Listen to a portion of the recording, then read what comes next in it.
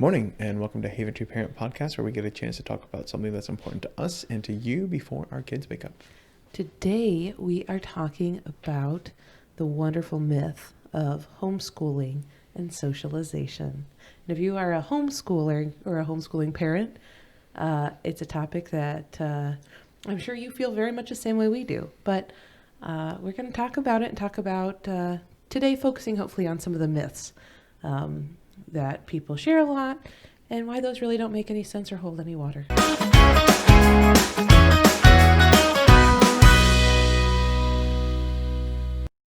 So today, like she said, we're going to be talking about homeschool socialization myths and just sort of hit some points as to what we think about them and just the differences that we've seen from homeschool with our kids and the different activities we've been able to do with our kids in the last 5 years of homeschooling. So, and just again, to be encouraging for you guys that may be missing out on some opportunities while you're doing this hybrid school situation or setup and wanting your kids to be able to get out of the house to do those activities and have fun with friends and do that stuff.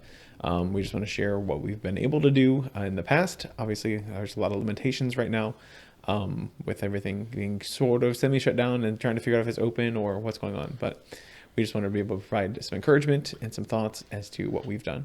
Yeah. So I think, for full disclosure, this socialization conversation is going to be, end up being across several podcasts because otherwise it could be like a 3-hour podcast. We're not going to do that.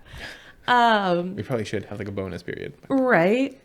So I think that's kind of important to start off with. I think the other thing is there are a lot of components to this, and we are going to address some of those, but we can't address all of that at once. So, there are some situations where being in a school setting and literally just being in that school environment is going to be better for a child. And so even though it's not socialization per se that's benefiting that child or that child needs, there is something about being in the classroom setting that is important, particularly for some kids. And so I think that's really important to just kind of like say from the get-go. So an easy example of that, I have a younger brother who has autism. He would have loved to be homeschooled. He would have loved it. He would have got all his work done. He is the type of person who is extremely intelligent.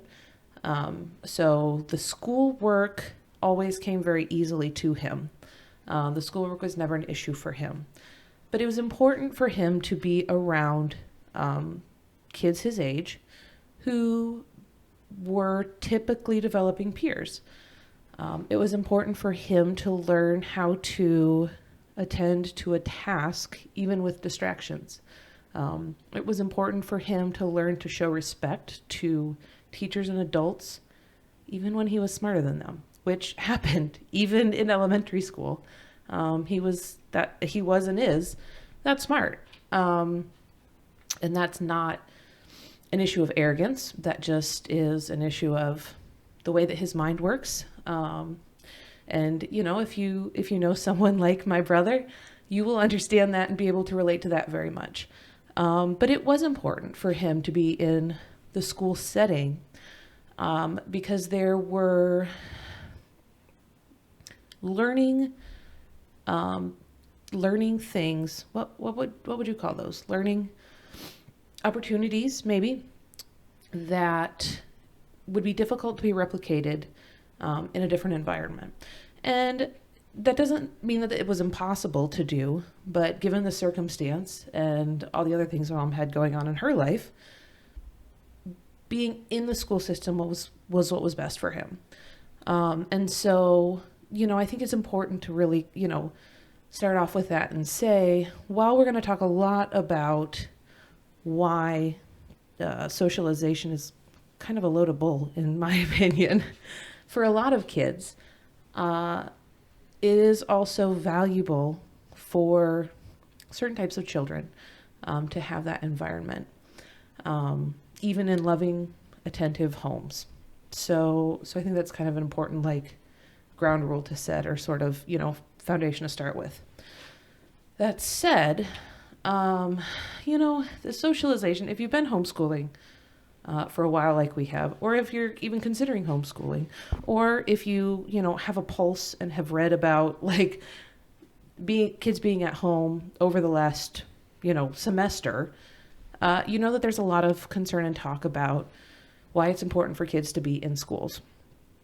And it is important for a lot of kids to be in schools, or at least for them to not have their world turned upside down the way that it has been in the last year.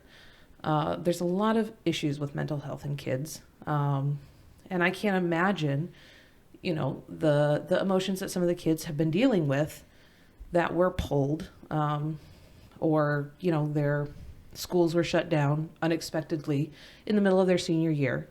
There's a lot of harm or side effects or unintended consequences that are terrible and awful and heartbreaking for kids and teens. And I don't want to make light of that either, because that's, I think last year one of my biggest concerns or thoughts was always like, quarantine is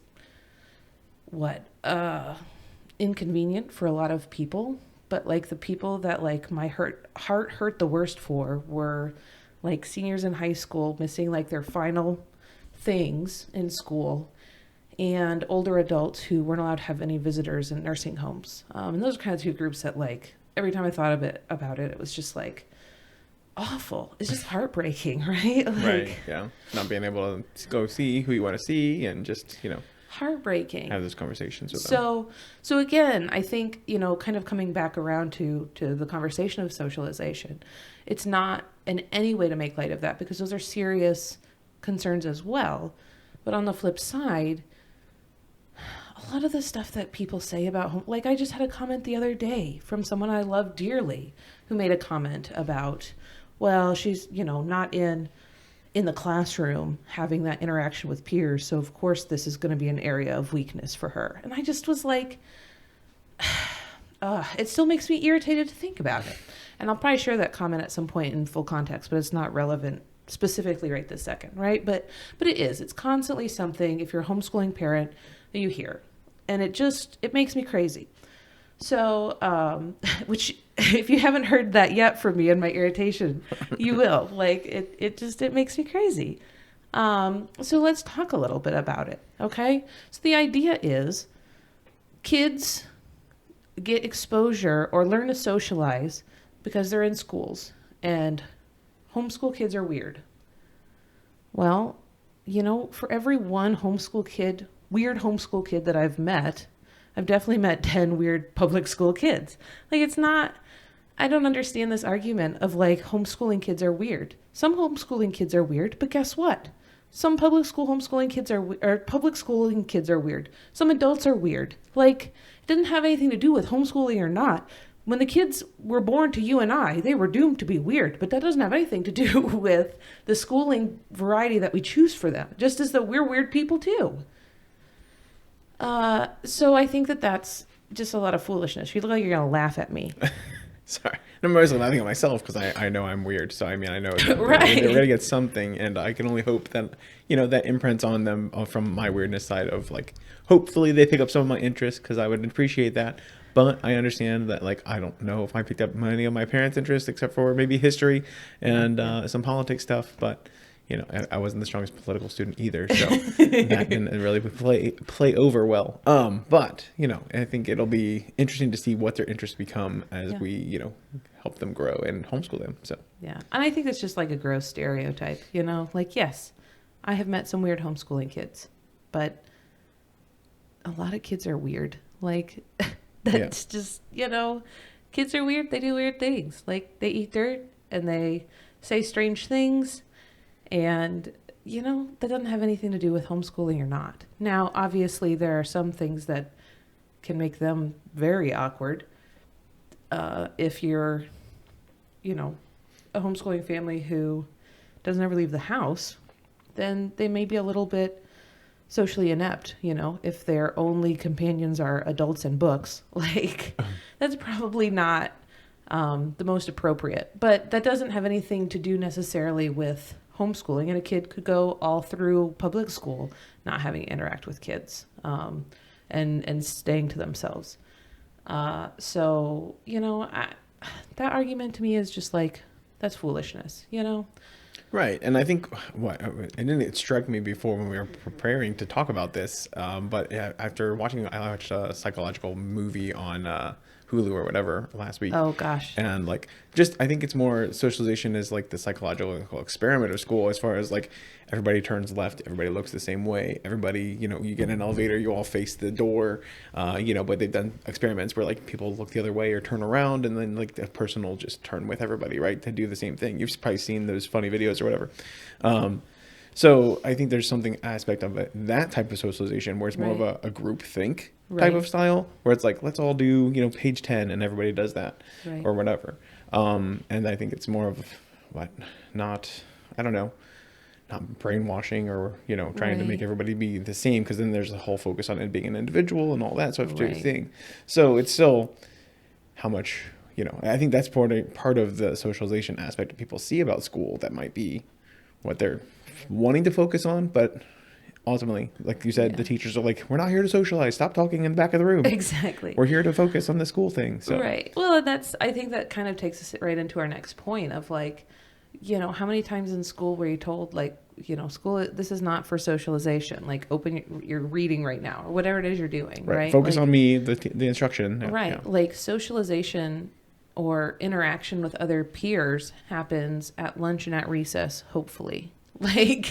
And you're walking in line, so you're supposed to walk in a line. You're not supposed to be talking, you're not supposed to be playing, like you're supposed to be walking in a line. When you're in the classroom, what are you supposed to be doing? Attending to the task, whether that's listening to the teacher, volunteering answers, writing, reading, there's not like, that's not when you're making friends or playing, that you're working, like that's your work time. It's almost like saying like, I go to work to make friends. Like you can find friends at work, but I go to work.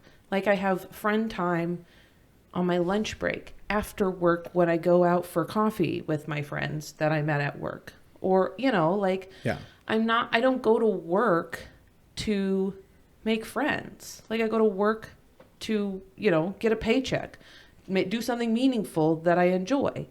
Like, and certainly some people are probably more social than I am at work, which is just my personality. But I think both of us are that way. Like we've never really been like, hey, we're gonna have like a coworker over for whatever. So I don't know why. Maybe we just haven't met the right coworkers or something. Well, and I dearly love my coworkers. Right. Like, no, I appreciate mine, and I would love to hang out with them more. But it's never really been a point for me. But it's not what you do when you're at work. Like when you're at work, you're working. Yeah. When you're at school, or when your kids are at school, they're doing school. And if they're not doing school, they're being chastised or punished for not doing school. They're not there to make friends and socialize. That's happening outside of the school building, typically. Or, this was interesting. I read this today and I was like, are you kidding me? The average American recess time is 27 minutes. 27 minutes. Mm-hmm. That's what they get in their 6-8 hour school day of free playtime. That's appalling to me. Mm-hmm. And you're arguing with me about socialization when they have 27 minutes to socialize, and the rest of the time, if they are socializing, they're getting in trouble for it. Like, I don't understand. Right. Quiet down, listen up. Yeah. Right. Why is it when people get in trouble, it's always you three or whatever? Right. Well, right. How many people, I didn't, because I was very serious and studious, but like, how many people do you hear talk about the fact that like on the report cards, it was like, little Susie needs to learn to spend less time socializing during class. Mm-hmm. Like, I thought she was there to socialize. What happened? Right? Isn't that what schooling is for? So no, again, foolishness, absolute foolishness. 20 minutes of foolishness is a podcast name. I told you, I have strong opinions about it. Oh my. So don't laugh at me. I'm just enjoying it. I'm glad. And I lost my train of thought. Oh, so you did bring up a good point though, as far as like learning to sort of group think or mm-hmm. like, And I think that peer pressure, I think, is what they call it. Yeah. Jump. I mean, go. Right. But there is something to, learning to walk in line. There is something to learn to like be a part of a group. Right. Yeah. An appropriate part of a group. Right. But I think that there's lots of places to learn that other than just school. I think, one of the things that is really important is to think about if you are choosing to homeschool or if you are, in an area where school is going to be remote learning this year or part of this year, whatever, you do need to think about your kid. You need to think about who your kid is. You need to think about what your kid's strengths and weaknesses are. And you need to figure out what your strengths and weaknesses are and address them. A really easy example of this, when Adri first started homeschooling, we did gymnastics with her. And it was great. It was during the day gymnastics, so it was with a bunch of other homeschooling kids. And it was wonderful. She loved it. She did gymnastics for like 2 or 3 years. At least 2. Yeah, because then we did Zaya the next year. Yeah, and then he promptly broke his foot the very first gymnastics lesson. Week so that was 1. great. Yeah. Let's take 3 weeks off now. So we did gymnastics. Excuse me. I have hiccups now. That's great. So like we would all go and I would do like other activities with the other kids while we waited for Adri to do her hour-long gymnastics class.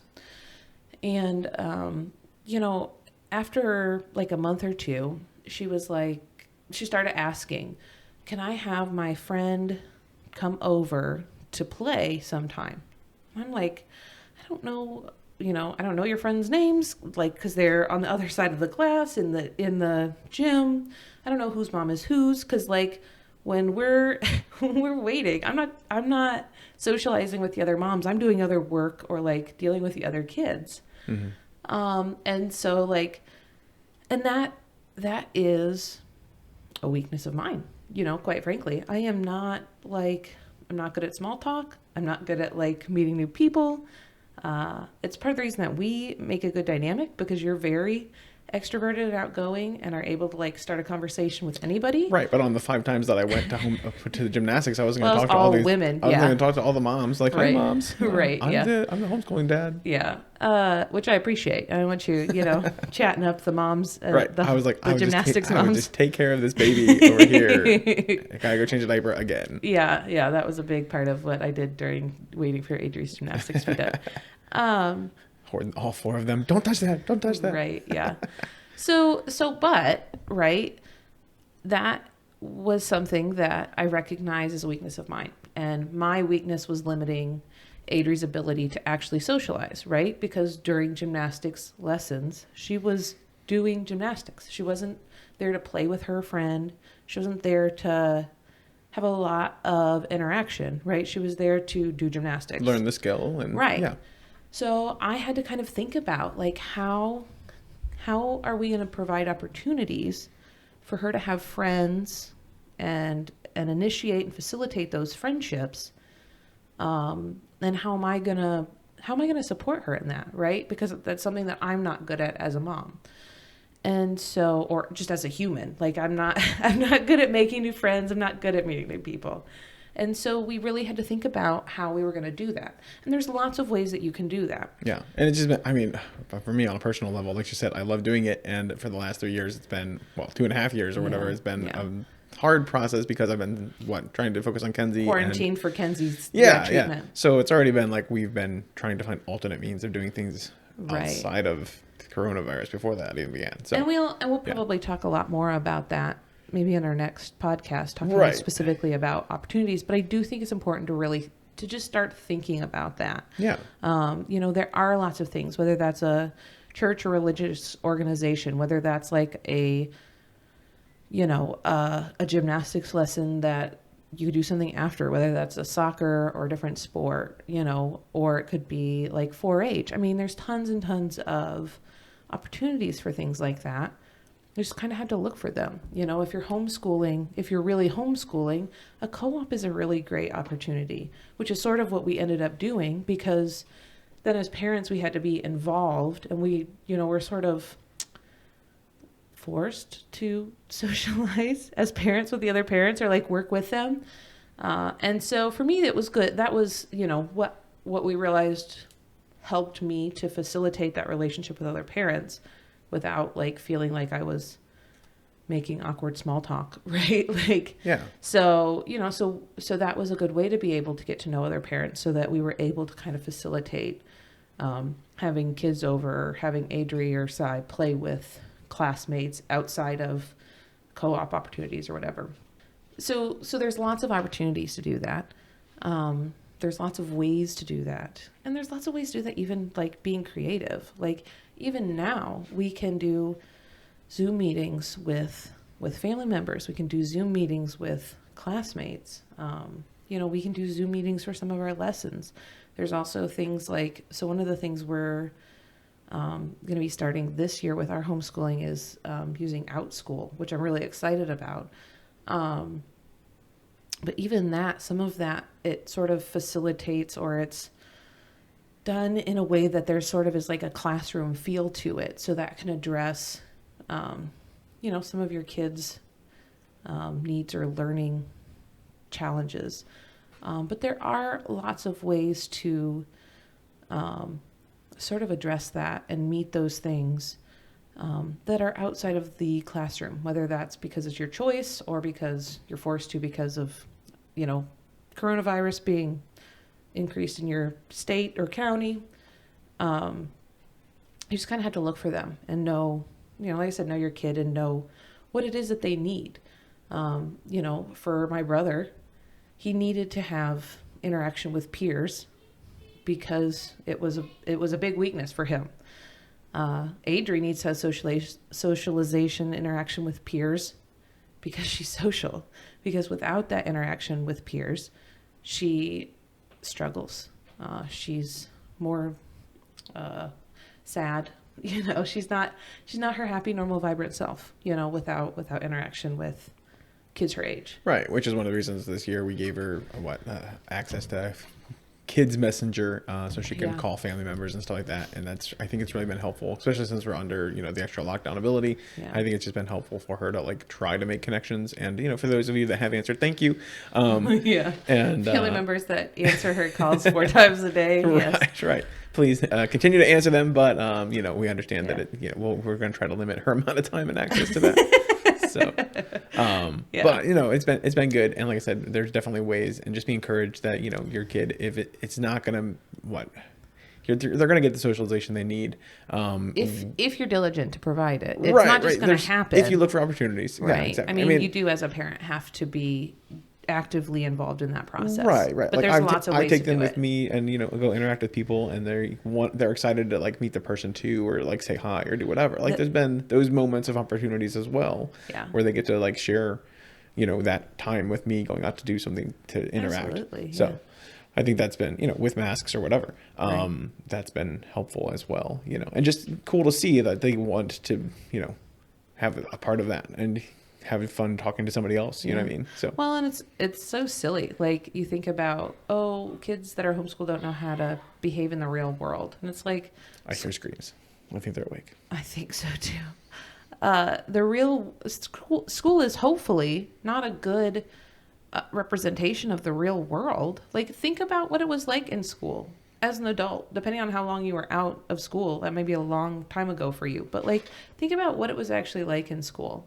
I really hope the rest of the world is not like that. Like, that's horrible, So yes, there are things that kids can learn in the school that help them in the real world, but there's also other places that they can learn that. School is not a good representation of the real world. I would argue that a much better representation is for them to be in the real world doing those things.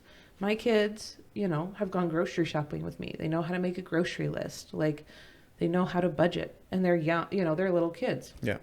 They know what to say when they take the car to the mechanic with you, which I still don't know because I'm spoiled and have never had to take the car to the mechanic because that's something that you handle. But guess what? My kids know how to do it. They know what to say.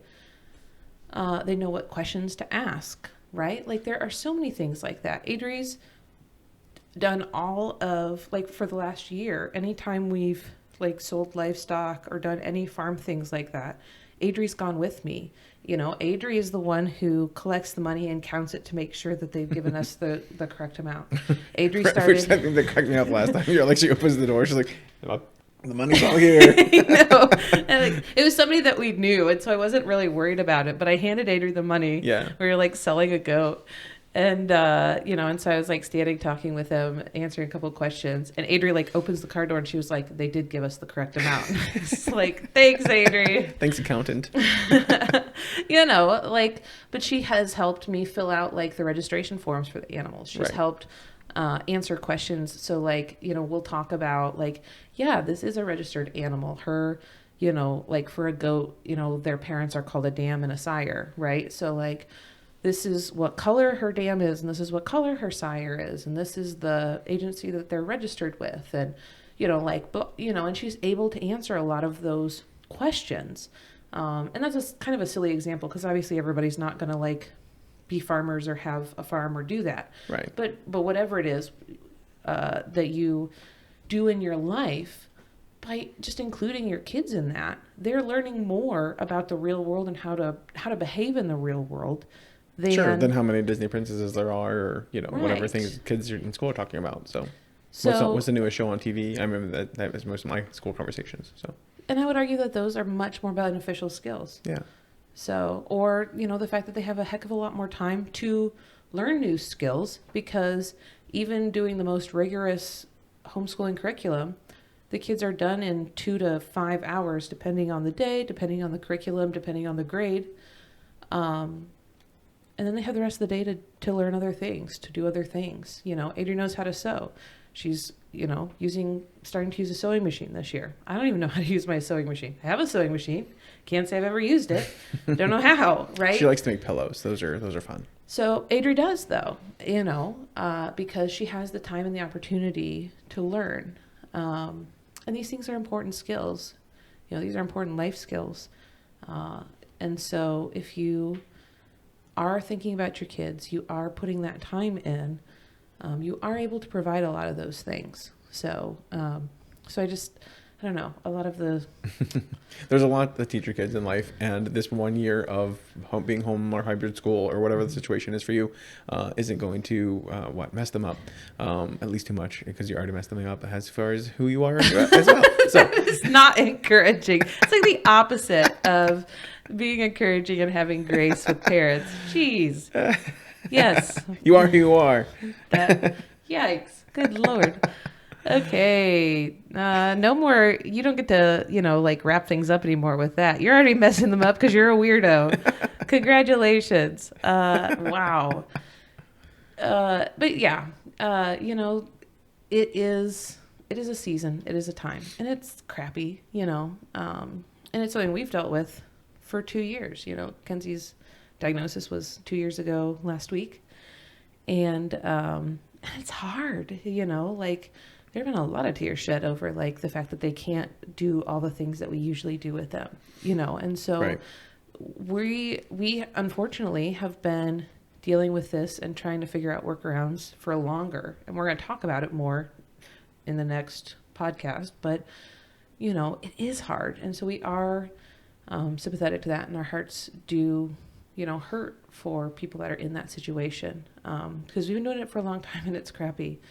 It's crappy for our kids, and we want the best and the most opportunities for our kids, and so when those are limited, it's frustrating, but there are still ways to give those and provide those.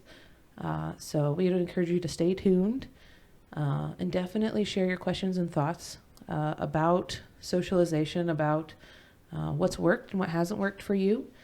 And we will continue to talk about it during the next podcast. All right. So make sure you like, subscribe, comment, do all those things, and we will see you on the next adventure. Bye. Bye.